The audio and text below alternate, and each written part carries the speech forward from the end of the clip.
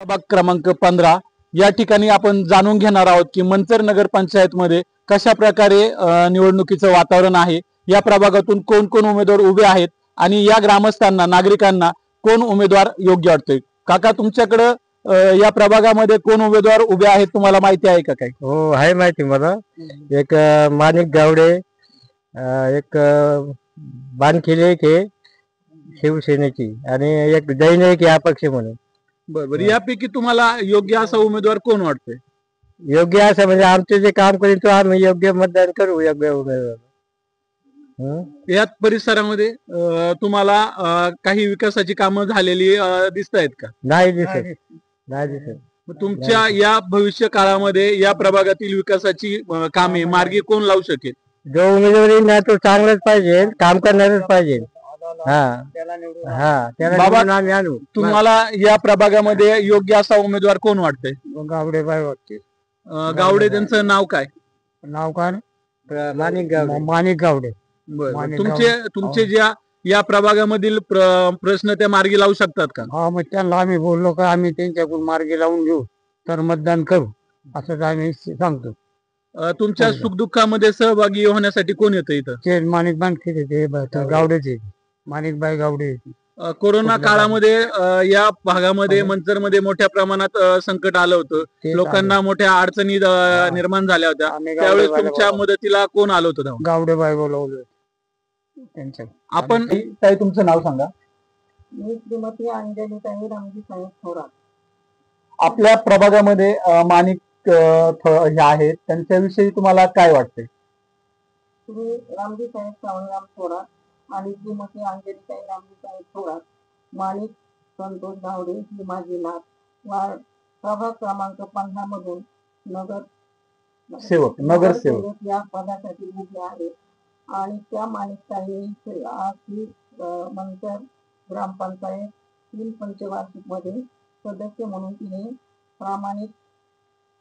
प्रामाणिकपणे निस्वार्थ सेवाभावी वृत्तीने तिने काम केलेले आहे। त्याचप्रमाणे तिचा आध्यात्मिकतेचा वारसा, सुसंस्कृत नेतृत्व आणि समाजासाठी निस्वार्थ सेवेचा तिला आनंद मिळतो आणि अशा प्रकारे ती समाजसेवा निस्वार्थपणे करते। आणि अशा प्रकारे तिने आमच्या या प्रभागामध्ये किंवा आमच्या या मंचर ग्रामपंचायतमध्ये जेव्हा सदस्य होती त्यावेळेला तिने संपूर्ण मंचर शहरामध्ये जिथे ज्या काही प्रॉब्लेम तयार होते तिथे ती प्रथम हजर राहून तिने ते सर्व प्रश्न ज्या पद्धतीने सोडवायचे त्या पद्धतीने तिने सोडवलेले आहेत। कोरोना काळामध्ये मोठ्या प्रमाणात लोकांना अडचणी येत होत्या, त्यावेळेस कोणीच घराच्या बाहेर पडायला मागत नव्हतं, त्यावेळेस माणिकताईंनी काही इथल्या नागरिकांना मदत केलेली आहे का?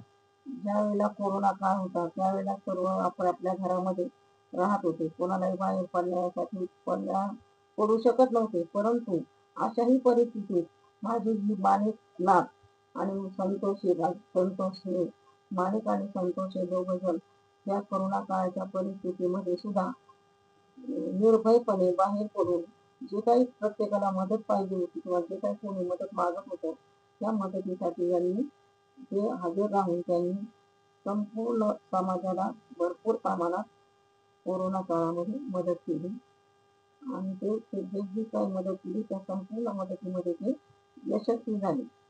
अशा प्रकारे ही माझी माणिकताई नाथ तर ही प्रभाग 15 मध्ये मुली आहे। तिला तुम्ही मतदार बंधू भगिनींनो मी नम्रपणे सांगते की तिला भरघोस मताने तुम्ही तिला निवडून द्यावं। जी आपल्या समाजाच्या सेवेसाठी निस्वार्थ समाजसेवा प्रामाणिक नेतृत्व असे करणारी ही माझी नात आहे। या ठिकाणी काही विकासाची कामं तुम्ही या विभागातील उमेदवारांना सुचवू शकता का? तुमच्या परिसरामध्ये कचऱ्याची समस्या आहे इथं, म्हणजे जवळच ओढा आहे आणि बाकीच्या विहिरी वगैरे, पण त्याच्यामुळे त्याचं साईड इफेक्ट काय होते, ऑटोमॅटिकली विहिरीच्या पाण्यावर होतोय ना, मग त्याच्यामुळे शेतांना पिकांना पाणी जातं ते ऑटोमॅटिकली दूषित होतंय, तर त्याच्यावर त्यांनी काहीतरी ऑब्जेक्शन घ्यावं आणि एवढीच अपेक्षा आहे।